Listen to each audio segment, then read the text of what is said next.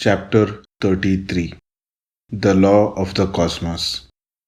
We have developed a tendency to blame the Kali Yuga and the circumstances for all the mishaps and disasters that occur in the world today.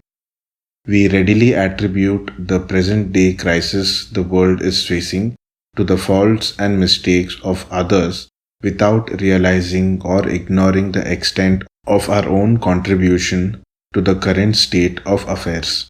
All our activities are motivated and driven by our intense worldly desires, self-interests, selfishness, and jealousy. Even prayers, charity, and other activities are performed with the hope that they will result in the fulfillment of our desires and expectations. Noble thoughts such as sacrifice and selflessness seem to have disappeared from this world. Therefore, the need at present is that each person, instead of trying to find fault with others, should try and improve himself and destroy his ego, which would result in the destruction of his desires and selfishness. There are people who feel that ego, sense of identity, and individuality is needed to operate in this world. These are the people who wish to remain attached to this world and are so mesmerized and hypnotized by it that they fail to recognize that the entire creation is an illusion. They do not realize that the ego is merely an instrument for functioning in this world, and prefer to bear the weight of this ego and the consequent pain and suffering it causes. They have no inclination to rise above the ego and do not try to free themselves from its shackles. Various spiritual and other organizations also try to inflate this ego to achieve their own selfish ends, and ultimately we learn to live on these false identities and expectations. Our transactions with the world, our innumerable desires, the activities we perform, our dreams and our expectations all contribute to build up this artificial sense of individuality and false identity. The purpose of our existence on this earth is to realize and rise above these identities, which we ourselves create. We have been given the form and the mind so that we may transcend them.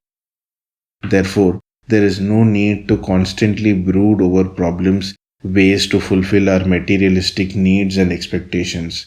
It may seem difficult to get rid of materialism, but we should constantly remind ourselves that the law of the cosmos is such that the more you desire a thing, the lesser are the chances that you may actually acquire it. But once you transcend the desire, it will be granted to you unasked for. Everything in this world is a part of one supreme awareness or power, and if our intellect succeeds in realizing this, we will become more creative and intensely loving. We will neither live in the past nor in the future, but will be in the present. In order to attain this state, it is first essential to develop sacrificial qualities. The more we sacrifice, the more we gain, and we are ignited with the knowledge that will help us in the path of self-realization.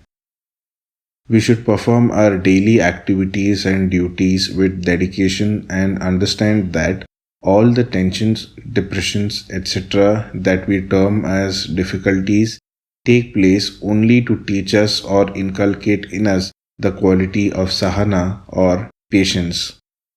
It is also important to have faith in God or a guru who will guide us along the path to achieve this realization, and under no circumstance should we doubt or suspect the power of such a guru.